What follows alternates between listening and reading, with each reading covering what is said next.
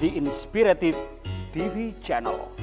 Meet different people with different experiences, language, culture, arts, and education.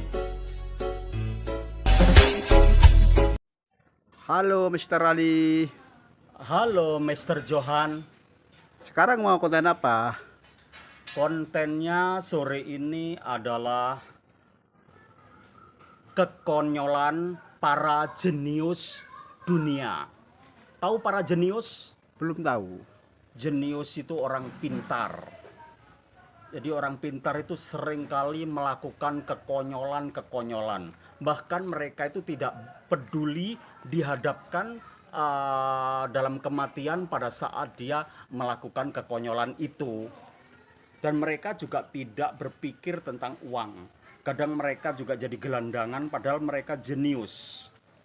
Oke, akan saya ungkap satu persatu dan ini masih awal ya. Awal saya bikin konten tentang para jenius. Padahal dalam buku ini ada sekitar 20 jenius dunia yang akan saya tampilkan. Oke. Banyak manusia jenius terlahir di dunia ini. Salah satunya di Indonesia adalah Habibie yang sudah in memoriam. Tapi tak selamanya kehidupan orang jenius itu perfect dan sempurna. Ada kalanya mereka melakukan hal-hal yang bodoh, hal-hal yang di luar dugaan, yang mengakibatkan kegagalan dalam hidup mereka. Makna bodoh di sini tentu bukan kebodohan intelektual. Kalau orang jenius pasti intelektualnya brilliant. Pasalnya orang-orang jenius secara intelektual sangatlah cerdas. Tapi maksud bodoh di sini adalah hal-hal konyol yang mereka lakukan. Jika orang jenius saja bisa melakukan berbagai kekonyolan yang merugikan orang lain, bahkan dirinya sendiri, dan berbuat banyak kebodohan dalam hidupnya. Lalu bagaimana dengan orang bodoh? Itu sudah beda. Inilah hidup dan kehidupan. Kadangkala orang bodoh bisa jadi lebih pintar daripada orang yang pintar. Sebaliknya, orang jenius bisa jadi lebih bodoh daripada orang yang benar-benar stupid alias bodoh. Dan konten ini menguak rahasia di balik kekonyolan orang-orang jenius dunia. Dengan membacanya dalam buku ini juga, kita jadi tersadarkan bahwa manusia ini sebagaimana pintarnya tetap hanyalah manusia. Tetap hanyalah manusia biasa, ciptaan yang kuasa, yang tak luput dari salah. Bener kan Mr. Johan? Ya. Dengan informasi dari konten ini, viewer akan banyak mendapatkan banyak wawasan dan pengalaman berharga dari tokoh-tokoh dunia seperti Albert Einstein, John Travolta, Arnold Schwarzenegger, Zacharias Johnson, dan banyak lagi yang lainnya.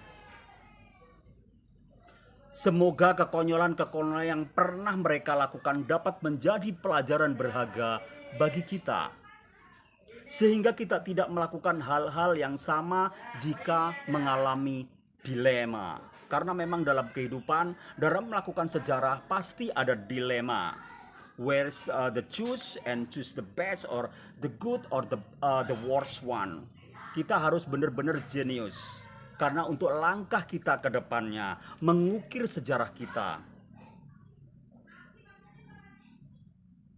Dan kepintaran-kepintaran dari si jenius saja yang harus kita pelajari. Jangan sampai kekonyol-kekonyolannya yang kita ikuti. Mereka juga pantas menjadi pelajaran berharga buat kita semua. Mereka para jenius itu sukses dalam hidup mereka. Oke, saya simak dari prakata depan, yaitu misteri kejeniusan manusia. Pernahkah Anda melihat orang merokok? Mr. Johan, pernah? Pernah. Iya. Padahal di bungkus rokok itu sudah ada tulisan bahwa merokok itu berbahaya, merusak paru-paru kita, merusak jantung kita, dan berbahaya pada kesehatan kita. Lalu kenapa masih banyak orang-orang yang merokok dan perokok? Hal tersebut tentu saja sesuatu yang susah dimengerti. Kalau kita telusuri lebih jauh, sebenarnya banyak pertanyaan yang dianggap pertanyaan itu naif. Seperti saya menyarankan pada murid dan mahasiswa saya, kenapa kamu merokok? Kamu merokok akan cepat mati loh. Jawab mereka, Master Ali, merokok mati, gak merokok juga akan mati. So, itu. Semisal pertanyaan mengapa ada orang berpendidikan tinggi seperti ahli hukum, seorang hakim, tapi malah melakukan pelanggaran-pelanggaran hukum. Nah, itu konyol.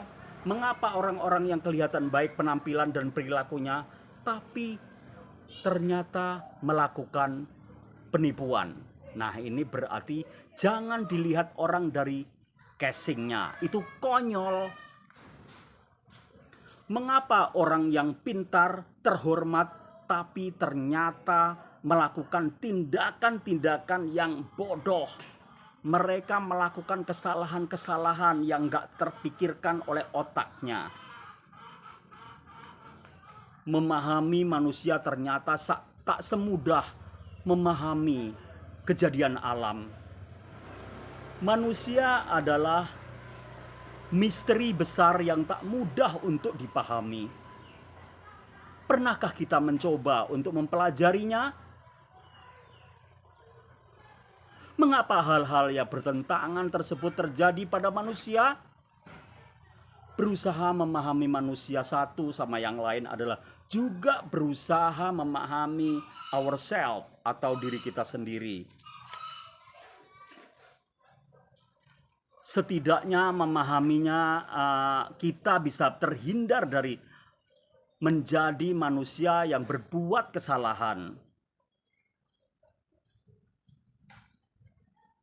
Dan di bawah ini adalah sisi lain dan dari kejeniusan yang banyak terjadi pada tokoh-tokoh jenius dunia. Saya mengupas satu saja, nanti akan di konten berikutnya ada sampai 50.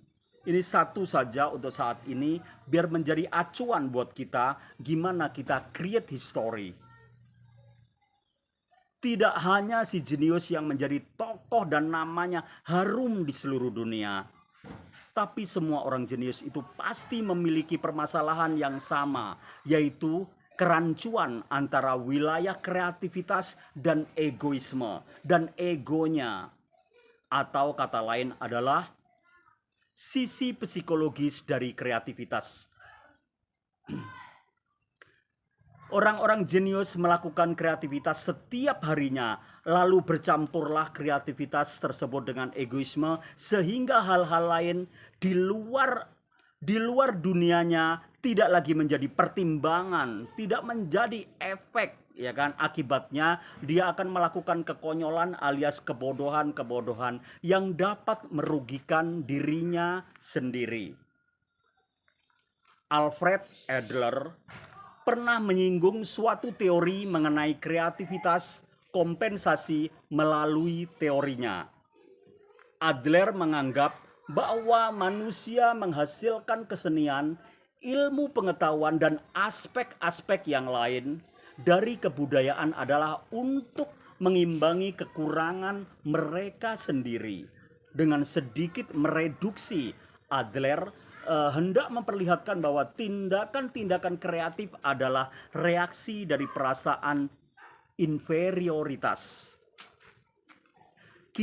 inferioritas kita. Hal ini kemudian menjadi bagian dari tradisi-tradisi psikologi awal yang kerap mengaitkan hasrat untuk menciptakan sesuatu dan kreativitas dengan masalah-masalah psikologis serta kesehatan mental. Pendekatan reduktif psikologi atas kreativitas seringkali seperti tidak cocok dengan kebudayaan normatif masyarakat, sehingga orang-orang jenius jadi begitu egois dan tertutup. Van Gogh misalnya, ia mengalami psikotis. Lalu Gauguin menderita schizoid. Edgar Allan Poe kecanduan alkohol. Dan Virginia Woolf benar-benar depresi.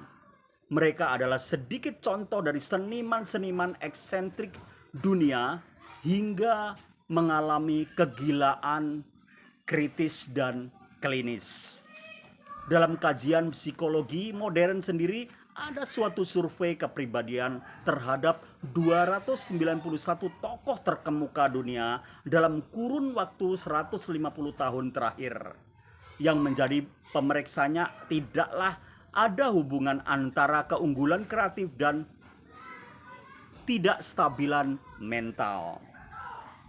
Unstable thinking. Hasil survei tersebut sungguh mengejutkan. Berdasarkan survei dengan catatan medis dan data-data sumber pertama yang dapat dipercaya itu sekitar 75% seniman dan bahkan 90% pengarang mengalami ketidakstabilan mental. Sebagian besar tokoh seni itu adalah figur terkenal. Seperti contoh Wagner, Monet, Van Gogh, Hemingway, hingga Dostoyevsky.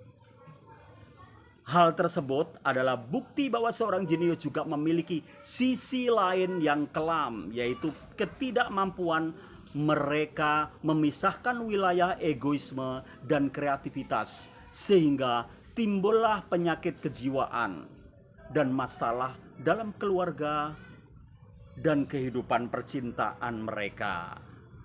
That's all about kekonyolan para jenius dunia.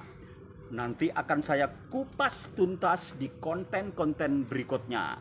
See you next time with the Inspiratif TV channel. Thank you very much. Goodbye.